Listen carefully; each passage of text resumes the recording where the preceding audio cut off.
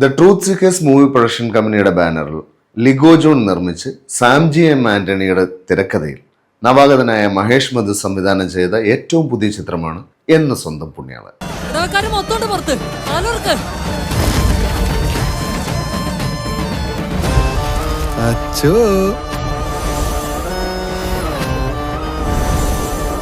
അർജുൻ അശോകൻ, ബാലു വർഗീസ്, അനശ്വര രാജൻ ഇവർ 3 പേരുമാണ് കേന്ദ്ര കഥാപാത്രങ്ങളെ അവതരിപ്പിച്ചത്. രൺജി പണിക്കർ, അൽതാഫ് സലീം, വിനീത് വിശ്വം, ബൈജു സന്തോഷ് എന്നിവരാണ് മറ്റ് കഥാപാത്രങ്ങളെ അവതരിപ്പിച്ചത്. ചിത്രത്തിന്റെ ക്യാമറ കൈകാര്യം ചെയ്തിരിക്കുന്നത് രണദിവയാണ്.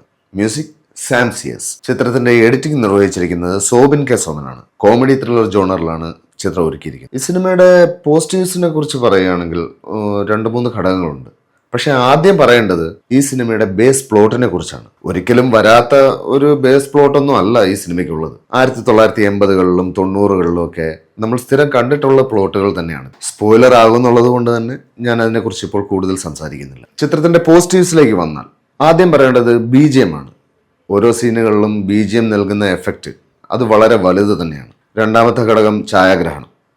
ഓരോ സീൻ ആവശ്യമുള്ള രീതിയിൽ തന്നെ രണ്ടാമത്തെ ഘടകം സിനിമയുടെ ക്യാമറ വർക്കാണ്. സിനിമയുടെ ഓരോ മൂഡിനനുസരിച്ചും ക്യാമറ നന്നായിട്ട് തന്നെ ചെയ്തിട്ടുണ്ട്. പക്ഷെ ഫൈറ്റ് സീക്വൻസിലേക്ക് വരുമ്പോൾ ആ ഫൈറ്റിന്റെ ടെമ്പോയ്ക്ക് അനുസരിച്ച് ഇമ്പാക്റ്റ് ഉണ്ടാക്കിയെടുക്കാൻ ഛായാഗ്രഹണത്തിന് കഴിഞ്ഞിട്ടില്ല എന്നാണ് എനിക്ക് പേഴ്സണലായിട്ട് തോന്നിയിട്ടുള്ളത്. പിന്നെ എടുത്തു പറയേണ്ടത് ചിത്രത്തിന്റെ ടൈറ്റിൽ ഗ്രാഫിക്സിനെ കുറിച്ചാണ്. AI സാങ്കേതിക വിദ്യയുടെ സഹായത്തോടെയാണ് കഥ പറഞ്ഞു തുടങ്ങുന്നത്. മുൻപ് ലിറ്റിൽ ഹാർട്ട്സ് എന്ന സിനിമയിലും AI സാങ്കേതിക വിദ്യ തുടക്കത്തിൽ ഉപയോഗിച്ചിരുന്നു. പക്ഷേ ഈ സിനിമയിലേക്ക് വരുമ്പോൾ AI സാങ്കേതിക വിദ്യ അതിനേക്കാൾ ഒരുപടി മുകളിലായിട്ടാണ് ഉപയോഗിച്ചിരിക്കുന്നത്.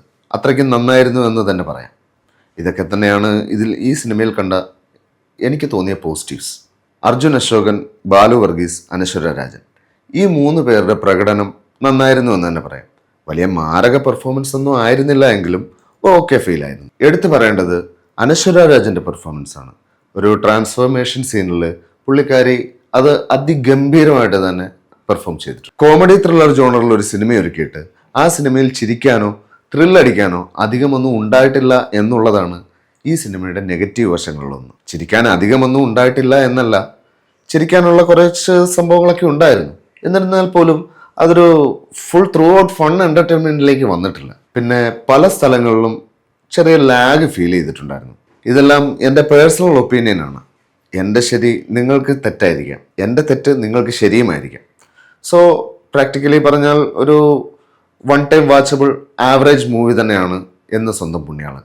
നിങ്ങൾ കാണുക, അഭിപ്രായം രേഖപ്പെടുത്തുക.